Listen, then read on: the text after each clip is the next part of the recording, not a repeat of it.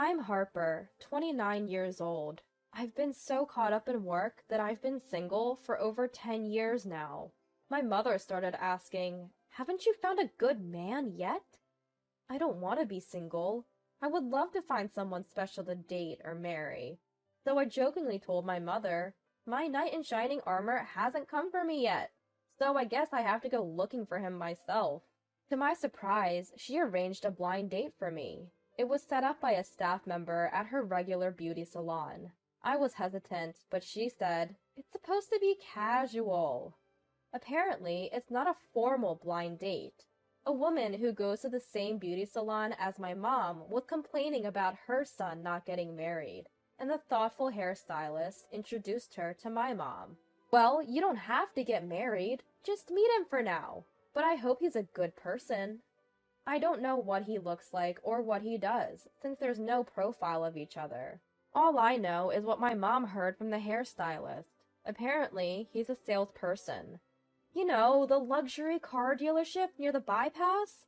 He's a salesman there. I might go take a look, my mother said, clearly excited. I'm looking forward to this new encounter too. But unlike personal dating, blind dates involve considering each other's families and circumstances, since marriage is on the mind.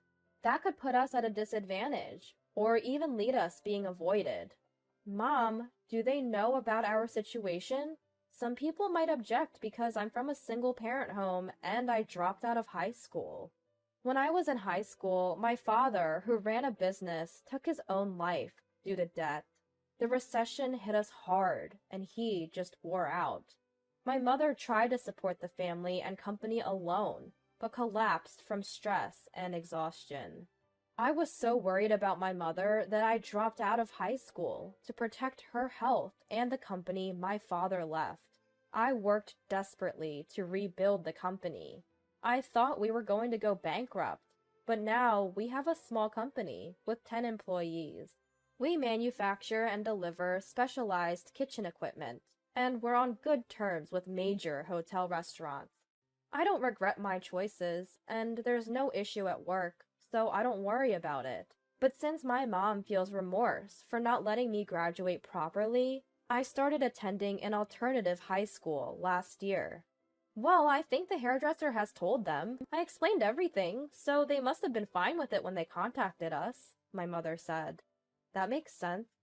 "Oh, Harper, you worry too much." And then came the day of the blind date. My mom and I went, thinking it was just a casual meet and greet, but the other family showed up, all dressed up. The mother was in a dress, and the father in a suit. They were dressed well enough to attend a wedding. My mom and I exchanged surprised looks at their level of sophistication. Is this what we were expecting? Are we okay with this? A shadow of doubt crossed my mind. As for my blind date, wow, so much perfume. How much did he put on? His hair was slicked back with hair gel. He's 47, but his hair is considerably receding. He's wearing an expensive-looking suit, but it doesn't suit him well, which is unfortunate. My mom and I dressed in casual, stylish suits, but nothing over the top. It seemed like there might have been some miscommunication. The other family stared at my mom and me, then suddenly smiled condescendingly. What's with this family? They give off a bad vibe. I didn't have a good impression from the start, but I kept a straight face, as is the social norm. We all introduced ourselves and sat down for the blind date. The restaurant was in a top-rated hotel, known for its delicious food. Lunch was reserved. The other family whispered amongst themselves. I was curious about what they were talking about, but after all, this was a blind date. To get to know the other person, I decided to strike up a conversation. "So, Mason, you work in car sales, right?" I tried to start a conversation by mentioning Mason's occupation, but Mason replied, "Not just any car. I'm a dealer for high-end foreign cars that ordinary people like you can't afford. I'm the top salesman every month. Even the chef of this restaurant is my client." Excuse me? He started babbling about things I hadn't even asked about. Leaking customer information is a big problem, and calling me an ordinary person who couldn't afford such cars was rude. Mason continued, "Harper, Your looks are, well, they pass, but you have no common sense. You didn't even wear a dress to a blind date. And your future mother-in-law didn't wear one either. You must be poor people who don't even own a dress. No, no! We were told it was a casual dining experience. Not something you say to a blind date, especially a first-time meeting. I'm puzzled by these strange rules, like wearing a dress is common sense. We were told it was a casual get-together, without profiles or a matchmaker. My mom and I were dumbfounded that Mason's parents didn't admonish his words. Unaware of our reaction, Mason continued talking. If you want to marry me, you'll have to always wear makeup and look beautiful. You'll have to wake up earlier than me, do the household chores, and go to bed later. And then, he rattled off absurd conditions. At this point, there probably aren't any women left who would want to marry him. It's certainly impossible for me. Excuse me? Not knowing where to start, Mason's mother asked, "Excuse me, but where is your father? Is he not here today?" I was surprised inside. Didn't she get the message? It's just my mother. When I answered, Mason's mother exclaimed, "Oh my, a single-parent family?" and looked at the father and son exaggeratedly. Mason said, "That's quite a deduction." And his father added, "Why would you introduce a daughter from a single-parent family?" They spoke as if it was a terrible thing, right in front of us. What's wrong with this family? I've never seen such an uncivilized household. Unlike my gentle mother, I am a bit hot-blooded, and this made me angry. What's wrong with being from a single-parent family? It's not something the child can control, is it? I meant to ask calmly, but it came out sarcastic.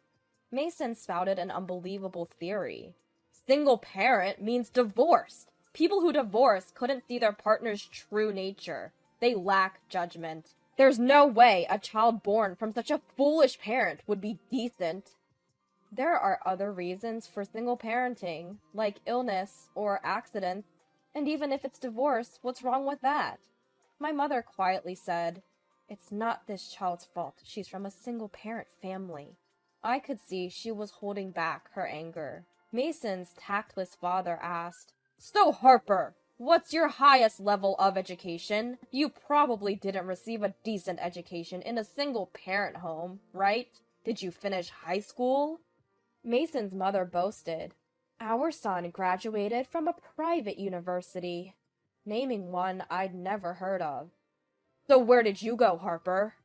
Mason grinned infuriatingly. I really didn't want to say it, but lying would be pointless. I'm a high school dropout. A high school dropout! That's even worse than just graduating high school. See? There's nothing good in a single-parent home. Mason's father gloated. I couldn't hold back. We had our reasons. What's the big deal? Is it such a problem that I'm a high school dropout, or that we're a single-parent family? Even if you went to a great university, I think we're much better than people who are rude to strangers they just met. I don't want anything more to do with this family. People with low education get angry easily. Being a high school dropout and from a single-parent family means you're at the bottom of society. It's natural to be looked down upon. I would be too ashamed to live. Mason's father taunted. Oh, absolutely! Mason and his father laughed uproariously, though I had no idea what was so funny. My mother and I have never lived shamefully. When Mason's father stopped laughing, he said, "Really? We came here for an arranged marriage, and a single-parent family with a high school dropout won't do. Go home. You're wasting our time. I never want to see you two again." He waved us away, as if shooing stray dogs. Did he really have to go that far? I've never been ashamed of my choices, but to be looked down upon so directly? Maybe that's why it never happened before. Mason, being Mason, said, "Harper sure has a pretty face, but to be my wife, she needs to be strictly trained by my mom. Being a high school dropout with only one parent, she's probably lacking common sense." No way. Impossible. A shiver ran down my spine, and I forgot my manners and yelled, "Who would marry you?" At that moment, my mother quietly placed the bag she had set aside on her lap and took out a business card from her wallet. She called someone on her smartphone. "Hello, this is Smith. I'm canceling the car I reserved last week. My daughter is on a blind date with your sales rep right now, but his father just said he never wants to see us again. We talked for over 2 hours last time, but he doesn't seem to remember my face.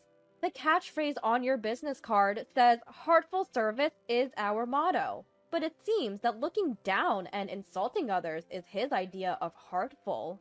Please work on employee training as well. I'll never buy from you again, but I hope no one else has a bad experience." My mother slammed the phone down. Mason, his parents, and I were all shocked at my mother's fierce stance. When I asked, "What's going on?" my mother explained, "I wanted to know what kind of person Mason is, so I went to buy a car last week. I thought it would be a nice wedding gift if you two got married. Mason, you were the one who handled the sale, but you don't seem to remember. You're the lowest ranked salesperson, and you begged for help and added special options to the deal." My mother had gone with a male coworker who knew about cars. Mason spoke only to the male employee, and his attitude was pretty bad at the time. He ignored my mother so blatantly that the male employee got angry and wanted to leave without buying. Then Mason cried, "I've been told I'll be fired if I anger another customer," and apologized almost to the point of bowing down. When my mother and the male employee reluctantly returned to the negotiation, Mason tearfully refused to discount the price and added special options, making the final price more than double. The male employee kept whispering, "This is way too expensive. It's definitely better to buy from another store." And my mother reserved the car, but went home. "I thought I'd buy it as a celebration if you married, in case you liked Mason. It would be troublesome if the groom became unemployed. But since we're never meeting again, we can't buy the car. I have to cancel." My mother explained calmly. Mason's mother explained the situation calmly, and Mason finally remembered. "Oh, that time," he said, turning pale. Mason's parents were also tense at the unbelievable situation. Mason blurted out, "That's a lie! There's no way a single-parent high school dropout family could buy a luxury car. You never intended to pay." My mother calmly replied, "I really intended to buy it, so I said nothing." But Mason screamed, "It's a lie! It's a lie!" Mason's father said, "Nonsense! There's no way our son is performing poorly." Mason's mother also yelled, "Our Mason is excellent, you lying mother and daughter." I was taken aback and said, "Please stop. Can't you be quiet? Aren't you embarrassed?" Trying not to disturb the other guests, I attempted to quiet down the Mason family. Just then, the chef of this restaurant arrived. "Mr. Smith is not like that. I've been listening to you talk down to people and shouting since a while ago. Who do you think you are?" he said. Actually, the chef is a valued customer of our company. We've been selling machines for creating trendy smoked dishes for several years now. Our machines are unparalleled, with the ability to adjust the amount of smoke and smoking time in a compact space. They're selling like hotcakes. We're a company known to chefs all over the world. The chef then clearly declared, "I don't want to deal with a dealer who has such a terrible salesman that looks down on people and easily leaks information about single parents and high school dropouts." And the surrounding customers burst into applause. I found myself applauding too, and couldn't help but laugh. Not just my mother, but the chef and the other guests were on my side. It felt empowering to know that I had so many allies. I decided to speak my mind to Mason. "Mr. Mason, even though I'm a single parent and a high school dropout, I haven't lived my life in shame. I can't imagine marrying someone who looks down on others at first sight. So there must be no connection between us this time. Goodbye, forever." Once again, my words were met with warm applause from those around me. Mason couldn't reply directly to me. Instead, he whined to his mother. I'll get yelled at by the boss. I'll become jobless. Mom, please say something. I heard him crying to his mother. It was disgusting, and he deserved it. Mason had been warned that he was on the brink of being fired, and with that personality, it seemed likely he'd have many troubles. His parents looked as though they had been humiliated, their faces twisted in disgust. Served them right. To add insult to injury, the chef told them, "You don't need to come to our restaurant again. Please leave."